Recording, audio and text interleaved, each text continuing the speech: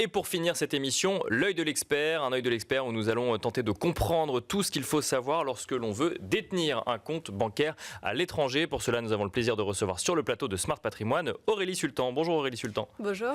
Vous êtes avocate fiscaliste en patrimoine et experte en location meublée au sein du cabinet Demeuzois. Alors on va parler d'ouvrir un compte bancaire à l'étranger ou de détenir un compte bancaire à l'étranger. Peut-être une question que se pose un certain nombre d'épargnants aujourd'hui. Est-ce qu'il est possible en 2024 pour un contribuable français de détenir un compte à l'étranger, Aurélie Sultan? Alors oui, bien sûr, c'est possible de détenir un compte à l'étranger, c'est tout à fait légal. Mais en revanche, ce qui n'est pas légal, c'est de ne pas le déclarer à l'administration fiscale et de ne pas déclarer aussi les revenus qui sont générés par ce compte. D'accord.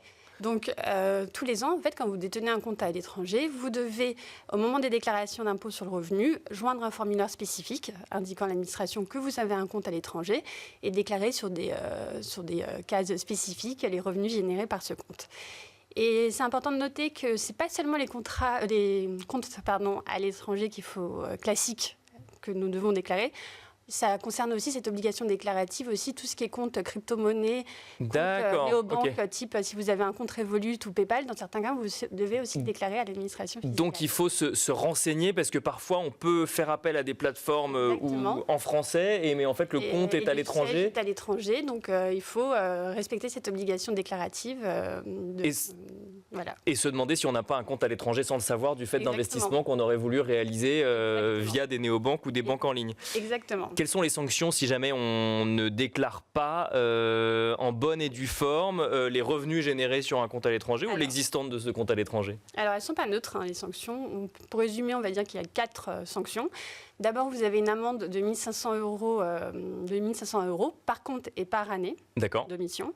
Et l'administration peut revenir 4 ans en arrière. Et cette amende peut être portée à 1 500 € si le compte est détenu dans un pays un peu plus exotique qui n'a pas certaines conventions avec la France. Donc ça serait la première sanction.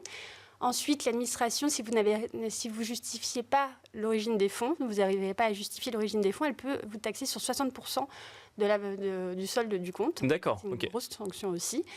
Et ensuite, quand vous avez un compte à l'étranger, l'administration, s'il n'est pas déclaré, peut revenir non plus 3 ans en arrière, mais 10 ans en arrière, ce qui peut avoir des conséquences assez importantes en matière de redressement, aussi bien en matière d'impôt sur le revenu, d'ISF. D'accord. C'est vrai que finalement, le fait de prendre un compte à l'étranger, ça peut augmenter votre base imposable à l'ISF, comme elle peut revenir 10 ans en arrière. C'est vrai qu'aujourd'hui, on n'a plus d'ISF. Oui, c'est ça, c'était ma question.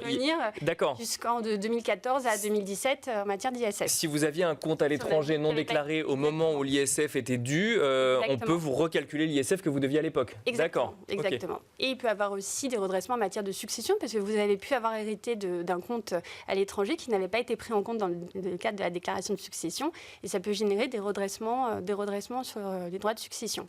Et l'administration, en cas de redressement, peut appliquer des majorations, des pénalités, qui peuvent aller de 40 à 80%. Donc, ce n'est pas négligeable. Mieux vaut effectivement le déclarer. J'imagine que l'administration fiscale a tous les outils nécessaires à identifier l'existence d'un compte à l'étranger. Exactement. Surtout aujourd'hui, la France a conclu avec à peu près 80-90 États un accord concernant l'échange automatique d'informations. Donc, ça signifie quoi? Ça signifie que les banques étrangères, si elles voient qu'elles ont un résident fiscal de France qui détient un compte chez elles, elle est obligée normalement d'envoyer automatiquement les informations à l'administration française sans que l'administration française ait à faire la moindre demande. Donc en fait, l'année dernière, juste pour avoir un exemple chiffré, c'est à peu près 7 millions comptes qui ont été révélés à l'administration française sans qu'elle ait à faire quoi que ce soit. Mais alors justement, et on finira là-dessus, il y a dans l'idée de détenir un compte à l'étranger, il n'y a pas forcément l'idée de cacher de l'argent à l'administration fiscale. On l'a dit, il y a aussi potentiellement le fait de ne pas savoir que quand on a fait appel à tel ou tel service, le compte était finalement détenu à l'étranger. Est-ce qu'on peut régulariser sa situation et comment on fait? Oui, alors on n'a plus de service dédié comme on avait sous l'époque du GSTDR qui a été fermé en 2017, mais on peut quand même continuer à régulariser spontanément cette situation. D'ailleurs, je le recommande parce que ça peut éviter aussi des poursuites pénales, parce qu'on risque aussi du pénal dans les cas les plus graves. C'est bon à savoir quand on investit sur certaines plateformes. C'est pas négligeable. Donc effectivement, on peut déposer un dossier de régularisation spontanée, mais il faut que le dossier soit quand même complet et sincère. Et donc, ça implique souvent l'assistance, d'avoir recours, d'être assisté dans le cadre de cette procédure spontanée, parce qu'il faut déposer des déclarations souvent rectificatives sur 10 ans, pouvoir justifier l'origine des fonds, récupérer l'ensemble des relevés bancaires qu'il faut fournir à l'administration fiscale.